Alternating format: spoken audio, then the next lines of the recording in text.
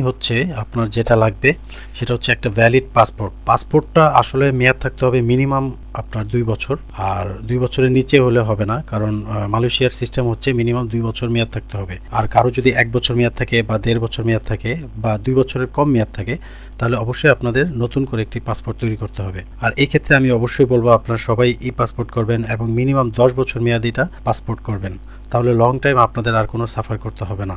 আর আপনার যদি মিনিমাম খুব অল্প মেয়াদ থাকে, তাহলে দেখা গেছে আপনি মালয়েশিয়া গেলেন কিন্তু তার 6 মাস পরেই আপনাকে আবার নতুন করে পাসপোর্ট রিনিউ করতে হচ্ছে, আপনি আলাদা একটা হ্যাসেলে চলে যাবে, আলাদা প্রবলেম হয়ে যাবে। তো দরকার নেই, আপনার যদি মেয়াদ কম থাকে এখন থেকেই আপনি সাবধান হতে পারেন। আপনি ই পাসপোর্ট করলেন এবং মিনিমাম 10 বছর মেয়াদি, তাহলেই আশা করি আপনাদের জন্য ভালো হবে। আর পাসপোর্টের যে বয়স সীমাটা হচ্ছে মিনিমাম 18 বছর থাকতে হবে।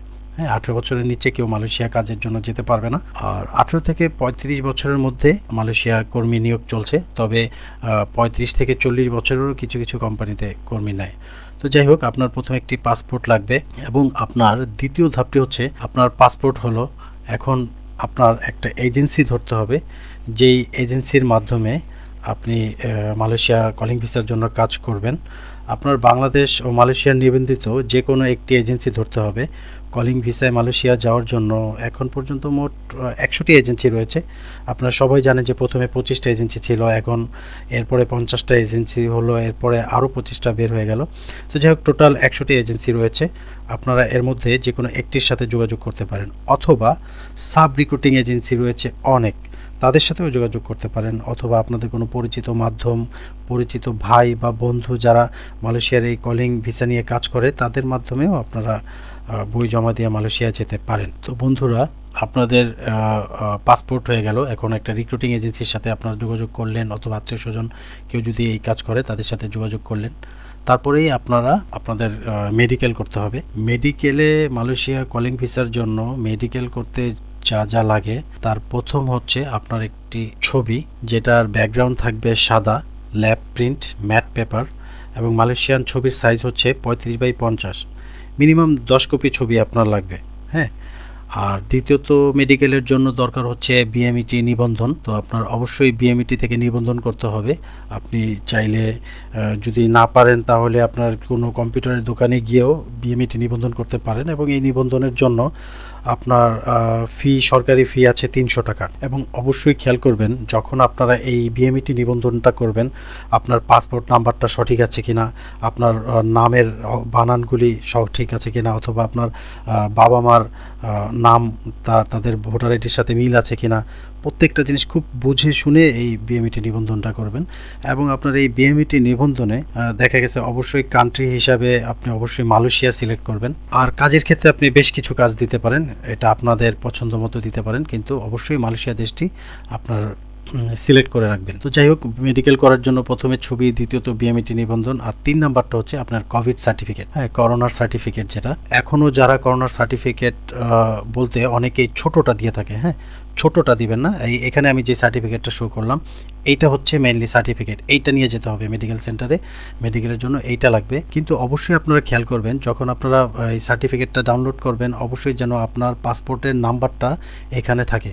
অনেকে আছে যে আপনার এইটা নিয়ে আসতেছে বা অথবা ডাউনলোড করছে, বাট এই সার্টিফিকেটের ভিতরে তার পাসপোর্ট নাম্বার দেওয়া নেই, এইটা সমস্যা। হ্যাঁ, অবশ্যই খেয়াল করবেন যাতে আপনার পাসপোর্ট নাম্বারটা, মানে নতুন যদি কেউ পাসপোর্ট করে থাকেন তাহলে ওই নতুন নাম্বারটাই যাতে এখানে থাকে। আর নামের বানানগুলি ঠিক আছে কিনা এগুলো খেয়াল করবেন, পাসপোর্টের সাথে মিল আছে কিনা এগুলো খেয়াল করবেন। তো এই সার্টিফিকেট তাহলে মেডিকেলের জন্য লাগছে আপনার প্রথমত পাসপোর্ট, ছবি, বিএমইটি নিবন্ধন আর কোভিড সার্টিফিকেট। আমি এই বিষয়গুলি বারবার বলছি এই কারণে বন্ধুরা, কারণ আপনাদের এই বিষয়গুলি প্রচুর অনেক মানুষের ভুল হয়ে যাচ্ছে, একটা আনতেছে তো আরেকটা আনতেছে না, তাতে মেডিকেলের ডেটে এত কষ্ট করে এসে অনেকে মেডিকেল কমপ্লিট করতে পারে না, যার কারণে আবার আসতে হয়। তো এই কারণে আমি এই জিনিসগুলি বিশেষ গুরুত্ব দিলাম। তো আপনি দেখেন যে আপনার যে কোনো অফিসেই যখন আপনি পাসপোর্টগুলি জমা দেবেন, হ্যাঁ, তখন অবশ্যই পাসপোর্ট অফিসে জমা দেওয়ার সময় ও মেডিকেলের জন্য যে সকল ডকুমেন্টস দেওয়া লাগবে তার ডিটেলস আমি আরেকবার লিখে দিয়েছি। আপনার অরিজিনাল পাসপোর্ট, মিনিমাম 2 বছরের বেশি মেয়াদ থাকতে হবে, 12 কপি রঙিন ছবি অথবা 10 কপি হলেও চলে, সাদা background, matte paper, lab print ও পিকচার সাইজ 35x50। আর কোভিড সার্টিফিকেটের ক্ষেত্রে আরেকটা ইম্পর্টেন্ট বিষয় হচ্ছে টিকার ক্ষেত্রে যদি কারো ফাইজার, মডার্না অথবা অ্যাস্ট্রাজেনিকা দেওয়া থাকে তাহলে 2 ডোজ থাকলেই হবে। আর যদি কেউ চায়না টিকা দিয়ে থাকে অথবা যেমন সিনোফার্ম অথবা ভিরোসেল, এগুলি আপনার 3 ডোজ দেওয়া থাকতে হবে, তাছাড়া আপনার মেডিকেল কাজ হবে না, মিনিমাম 3 ডোজ দেওয়া থাকতে হবে। আরেকটা জিনিস বন্ধুরা, যারা এখনও কোভিড টিকা দাওনি বা সার্টিফিকেট উঠাওনি, জরুরিভাবে তা উঠানোর চেষ্টা করো। অনেকেই আছে যে টিকা না দিয়ে ভুয়া সার্টিফিকেট নিয়ে মেডিকেলে আসছে, এটাও একটা সমস্যা। ভুয়া সার্টিফিকেট দিয়ে আসলে ওরা অনলাইনে সার্চ দেয় সুরক্ষা বিধিতে, তো তখন আর আপনাদের মেডিকেল করাটা সম্ভব হয়ে ওঠে না। তো এই কারণে আমি বলবো কেউ অবৈধ মানে যেগুলি ভুয়া সার্টিফিকেট এগুলি নেবেন না, সরাসরি টিকা দিবেন। টিকা দেওয়ার পরে যে সার্টিফিকেটটা পাবেন ওইটা নিয়েই মেডিকেলের জন্য। অনেকেই মেডিকেলের ক্ষেত্রে দেখা গেছে খুব আতঙ্কে থাকে, মেডিকেলে কি কি পরীক্ষা হবে, অনেকেই প্রশ্ন করেন আমাকে। তো মালয়েশিয়া কলিং ভিসার মেডিকেলে যা যা পরীক্ষা করা হয় আসলে ভয়ের কিছু নেই। এখানে আপনার ব্লাড টেস্ট করা হবে, আপনার ইউরিন টেস্ট হবে, আপনার এক্স-রে হবে এবং 10 আঙ্গুলের ছাপ নেবে, এই যা, তেমন আপনার ভয়ের কিছু নেই।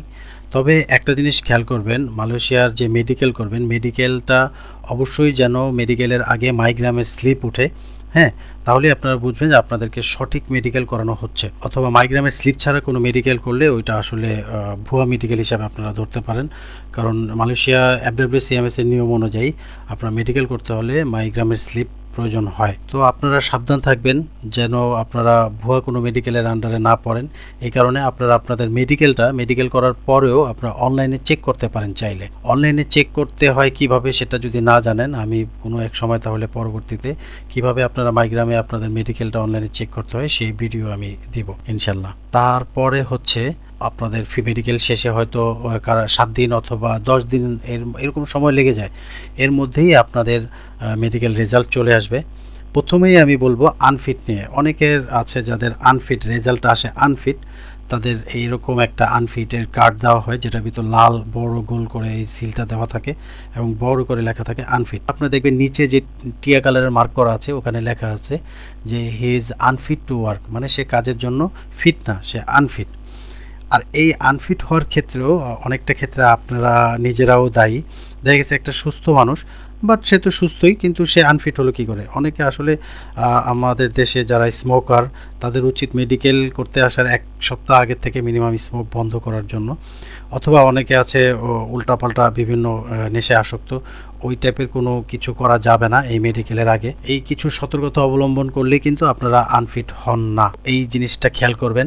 মেডিকেলে আসার আগে অবশ্যই কোনো উল্টাপাল্টা জিনিস খাওয়া যাবে না, এগুলো থেকে বিরত থাকতে হবে, স্বাস্থ্যসম্মত খাবার খেতে হবে। যাই হোক, আর যাদের রেজাল্ট আসবে ফিট তাদেরটা কোনো এরকম বড় সিল দেওয়া থাকবে না, শুধু নিচে ওই যে টিয়া কালারের মার্ক করা দিয়ে দিয়েছি আমি, ওখানে দেখবেন যে লেখা আছে he is fit to work, মানে সে কাজের জন্য ফিট আছে। তো মেডিকেলে ফিট হলে আপনার কোনো আর টেনশন নেই। এবং আমি আগেই বলেছি আপনার কি ফিট বা মেডিকেল আনফিট এটার অবস্থান আপনি চাইলে অনলাইন থেকে, হ্যাঁ, মাইগ্রামের মাধ্যমে অনলাইন থেকে আপনারা চেক করে নিতে পারবেন যে আপনার মেডিকেলটা কি হয়েছে কিনা, মেডিকেলের রেজাল্ট আসছে কিনা, এগুলি ডিটেলস আপনারা জানতে পারবেন। তো যখন দেখবেন যে মেডিকেলে ফিট, তার মানেই আপনার এর পরের ধাপটা হচ্ছে আপনার কোম্পানি থেকে আপনার নামে কলিং ভিসা ইস্যু হবে। তো কলিং ভিসা ইস্যু হলে কলিং ভিসাটা দেখতে এরকম হয়। তো এটার মধ্যে আপনার যে কোম্পানির জন্য আপনি বই জমা দিয়েছেন সেই কোম্পানির নাম, ঠিকানা, অ্যাড্রেস সব কিছু দেওয়া থাকে এবং আপনার কলিং পেপার যে লেখা, আমি বোঝার জন্য বাংলায় লিখে দিয়েছি, তার পাশে দেখবেন একটা FBPA এরকম একটা FWCMS একটা কোড আছে। এই কোডটার মাধ্যমে আপনারা আসলে অনলাইনে যাচাই করতে পারবেন যে কলিং ভিসাটা কি আপনার সঠিক নাকি সঠিক না, বানানো কোনো কিছু। আসলে আমাদের এখন সব কিছুই যাচাই করতে হয়, উচিত যাচাই করা, কারণ এই কলিং ভিসার পরেই আপনাদের এজেন্সিতে একটা বড় পরিমাণে অ্যামাউন্ট জমা দিতে হয়। তো সেই কারণে আপনাদের অবশ্যই কলিং ভিসাটা আগে যাচাই করে নেবেন, তারপরে আপনারা লেনদেনে যাবেন। কলিং ভিসা যাচাই বাদে আপনারা কখনোই, আমি বলবো, কখনোই লেনদেনে যাবেন না। আর আপনাদের যখন কলিং ভিসাটা চলে আসবে, তো কলিং ভিসা চলে আসলে ভালো মতো পুরো পেজগুলি পড়বেন এবং এই কলিং ভিসাটা আপনাদের অবশ্যই সুন্দর করে ডাউনলোড করে নিতে হবে অথবা প্রিন্ট আউট করে নিতে হবে। কারণ কলিং ভিসা পাওয়ার পরে আপনাদের এরপরে একটা কাজ আছে, সেটা হচ্ছে আপনার বিদেশ যাওয়ার জন্য 3 দিনের একটা প্রশিক্ষণ নিতে হয় আপনার কারিগরি প্রশিক্ষণ কেন্দ্রে, অথবা যেটাকে আমরা TCC বলি, ঠিক আছে। আপনার এই প্রশিক্ষণটি আপনার জেলায় নিতে পারবেন এবং আপনি এই প্রশিক্ষণটি আপনার জেলার যে জেলায় থাকেন সেই জেলা থেকে, সেই জেলার কারিগরি প্রশিক্ষণ কেন্দ্র রয়েছে যেটাকে বলা হয় TCC, এখান থেকে নিতে পারবেন। এবং এই প্রশিক্ষণ শেষে আপনাকে একটি সার্টিফিকেট দেওয়া হবে। হ্যাঁ, এটাকে আমরা বলে থাকি ট্রেনিং সার্টিফিকেট।